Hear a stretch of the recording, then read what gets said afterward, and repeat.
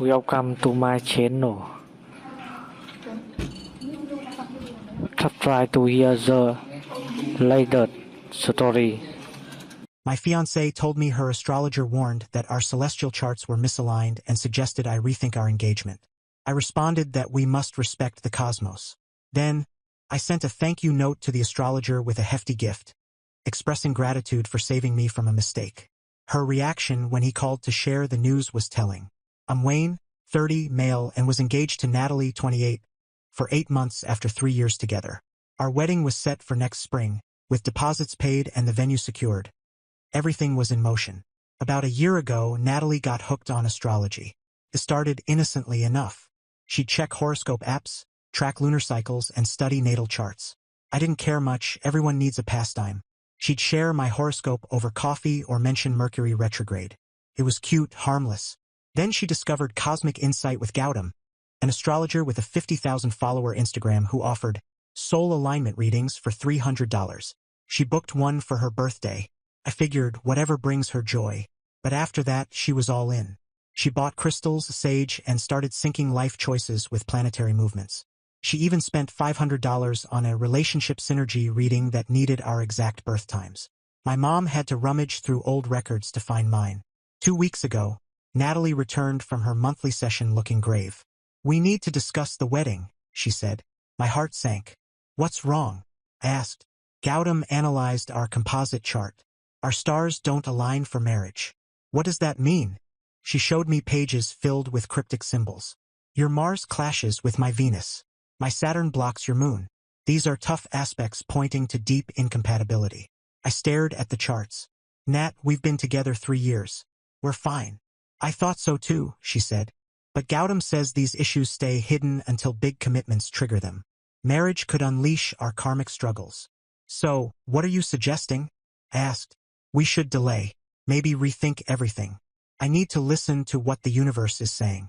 I looked at the woman I loved, ready to toss our relationship because some Instagram guru said our planets were at odds. If that's your belief, then we must follow the stars. She seemed relieved. You get it, she said. I knew you would. This isn't about us. It's about cosmic timing. Completely understand, I said. Take all the time you need. That night, while she was at a friend's place reflecting, I looked into Cosmic Insight with Gautam. Eye-opening stuff. I found his Venmo, PayPal, even his Yelp page.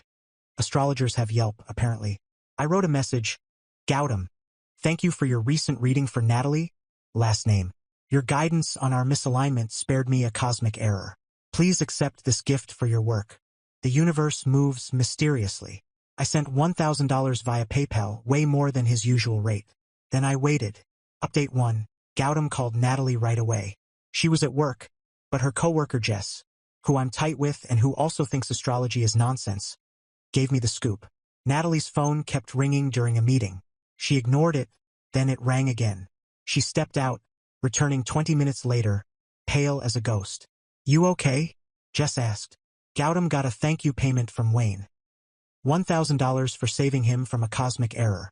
Wow, Wayne's taking it well, Jess said. Too well, Natalie replied. Why would he thank the guy who split us up? Maybe he's coping his way, Jess offered. Natalie wasn't convinced. She called me. Why'd you pay Gautam? To thank him, I said. He showed me the truth. The truth about what? That you'd rather trust a stranger's planet readings than our 3-year relationship. Very revealing. I was trying to protect us from future pain, she said. Mission accomplished. She hung up.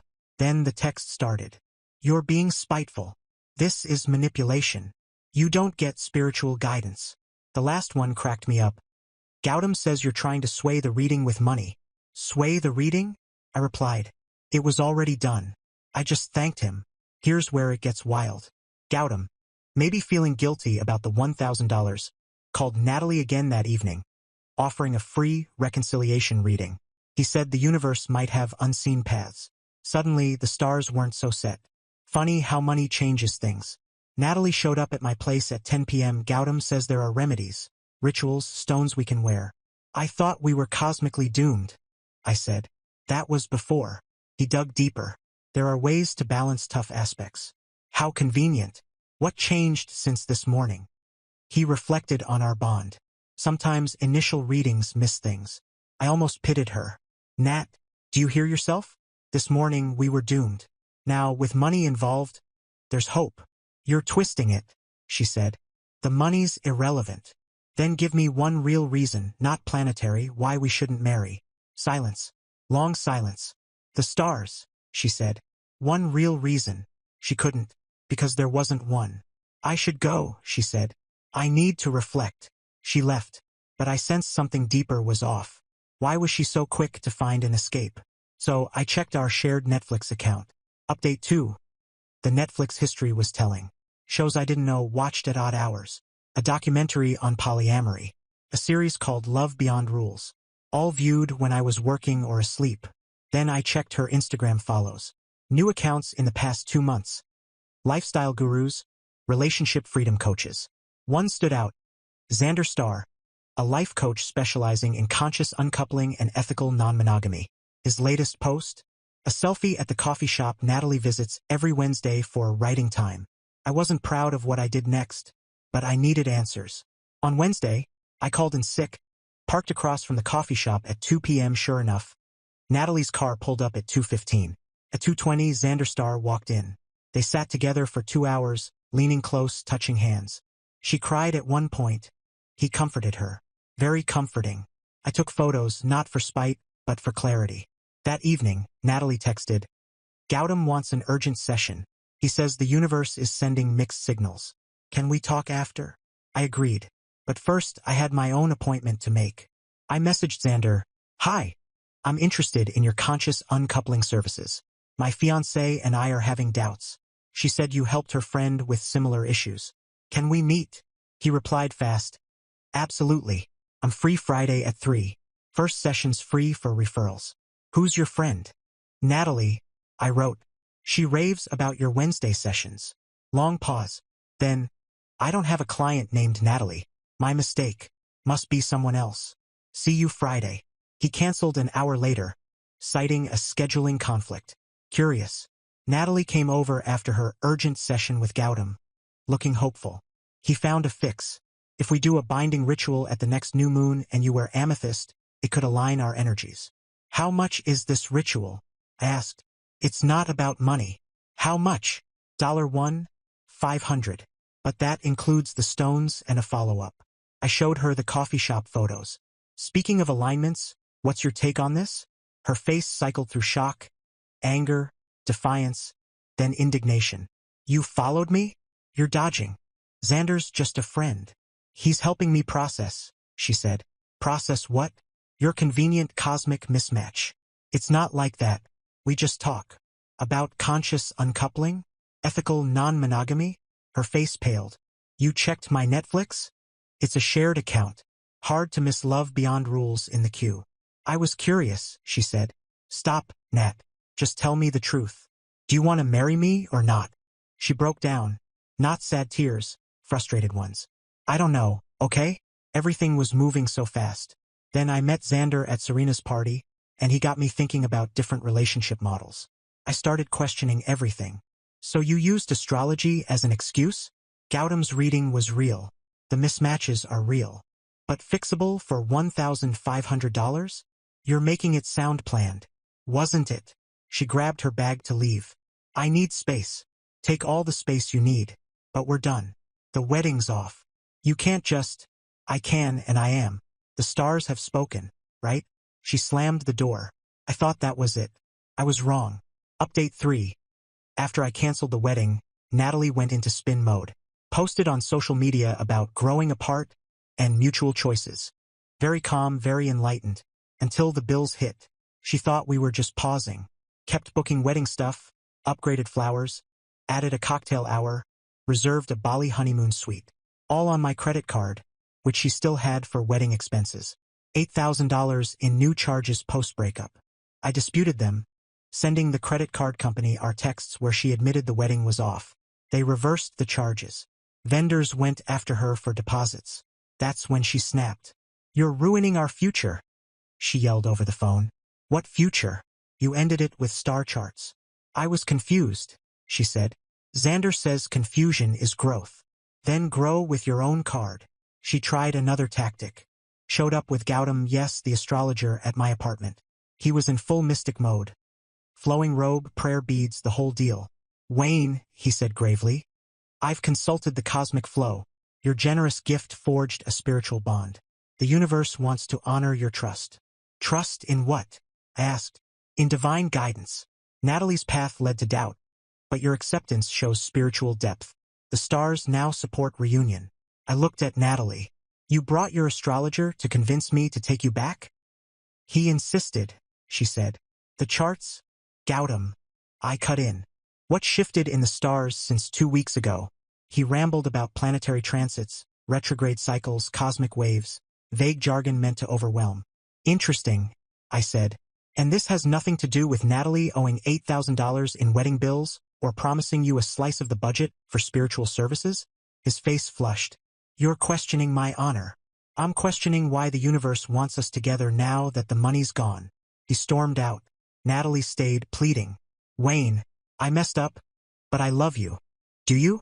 Or did you love the life I funded while you explored if monogamy was your thing? That's unfair, she said. So is using fake cosmic issues to stall while you test the waters with Xander. Nothing happened with Xander. Not yet, but you were headed there. The shows, the books, the coffee dates. You wanted a cosmic excuse to stray. She broke down, real tears now. I got scared. The wedding felt so permanent. Xander made me think I was boxing myself in. Gautam gave me a way out that wasn't my fault. I'm sorry. I believe you're sorry it didn't go as planned. She left. But the drama wasn't over. Final update. Gautam, likely stung by the hit to his reputation, aired dirty laundry on Instagram. No names, but the details were clear. When clients misuse spiritual guidance to dodge commitment, had a client recently request an incompatibility reading to avoid responsibility, then got mad when their partner accepted it gracefully. Money can't buy true cosmic insight. Hashtag spiritual ethics, hashtag astrology truth. His followers loved it, sharing similar stories. The post gained traction in astrology communities. Natalie was humiliated. Her entire circle followed Gautam. Everyone knew it was her. She tried to spin it, but how do you counter your own spiritual guide? Xander, sensing the mess, distanced himself. Posted about genuine connections and honest communication in conscious relationships. Blocked Natalie everywhere. Wedding vendors, still chasing deposits, saw Gautam's post and piled on, commenting about clients using spirituality to scam. They tagged local wedding groups. Natalie's reputation in the wedding scene was destroyed.